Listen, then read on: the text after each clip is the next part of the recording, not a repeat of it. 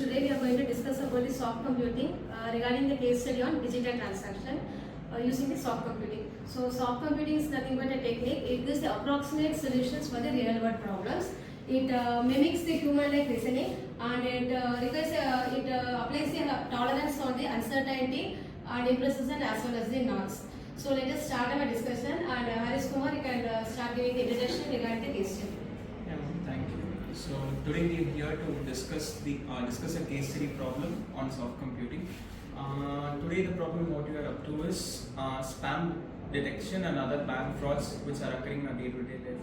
Basically, we use banking softwares and other stuffs in our everyday life. For example, we use GPay and scanning stuffs to pay. Even a single rupee we use to pay, use the online softwares. So here we face many kind of bank frauds as well as spam messages, which gives us information regarding our networks. So what we face gives more problems in our banking networks. So to avoid such kind of things, we use soft computing.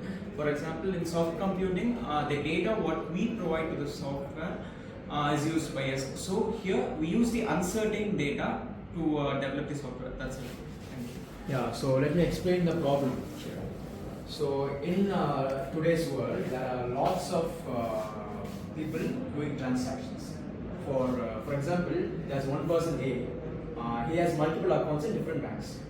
So in each bank, he does transactions. So when we look on a whole world, multiple transactions, millions of transactions being done in a single day, in a single minute, in a single second.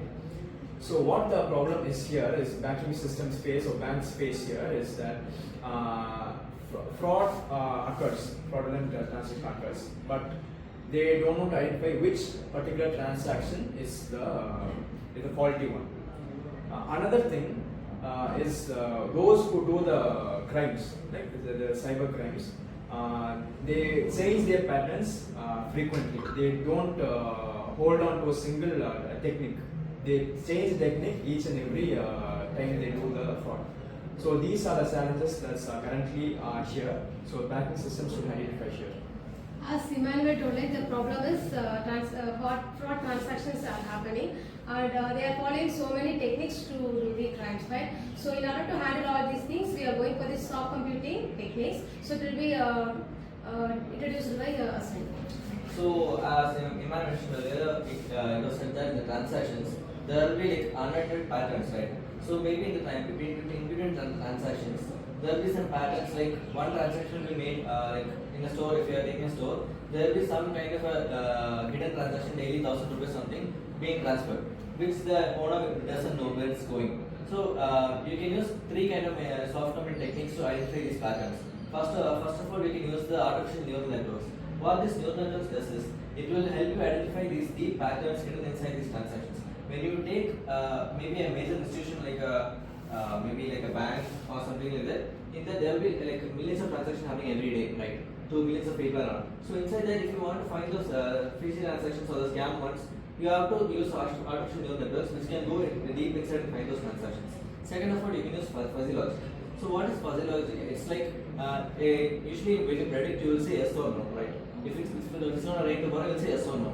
But we need something more accurate than that. We can't just say 1 or 0. We want something more accurate. For that, we use fuzzy logic. What fuzzy logic does is, instead of giving just a 0 or 1, it will give you how much it will give you a percentage. From 0 to it will be 0.75 or 0.45. It gives a percentage like that. So you can know, you can rate the risk by not by using zeros or ones, but you can tell this is like 75% risky transaction or like 70% unidentified transaction like that. And the next thing is you can use generic algorithms. So what is generic algorithms is when you like continuously identify these transactions, right? So you can sense a pattern now. So you can further on you can develop this pattern, you can learn this pattern, and then every time such a pattern occurs, you can easily identify that scam again later. So one time when something happens, next time you won't be you won't let that occur again. You can stop that by using this generic algorithms. So I think that's some of the methods you can use. As we told, like regarding fuzzy logic, so it gives the probability of the transactions what have happened. So like we can discuss about the Results and benefits. So I'm here to discuss about the results and benefits. After implementing soft computing techniques, banks experience several benefits like increasing accuracy and detecting the frauds very easily. So suspicious transaction can be detected within seconds and reduces financial losses. Okay, so coming to the conclusion of this case study, we see how major role soft computing plays in the modern transaction things. So the cyber threats become new day by day. As the technology grows, there will be new ways to cyber threat for people's. For that, as Ashwin mentioned, there is three ways: neural networks, fuzzy logic, and generic algorithms. So yeah, when the cyber threats become new, we can also train our systems regarding the equivalent to the cyber threats, and we can manage the transaction more smoothly, and it can happen very clearly with soft computing. Okay, so as so far we saw, so we learned about the soft computing techniques, so which is used for handling the fraud transactions that happens in the banks.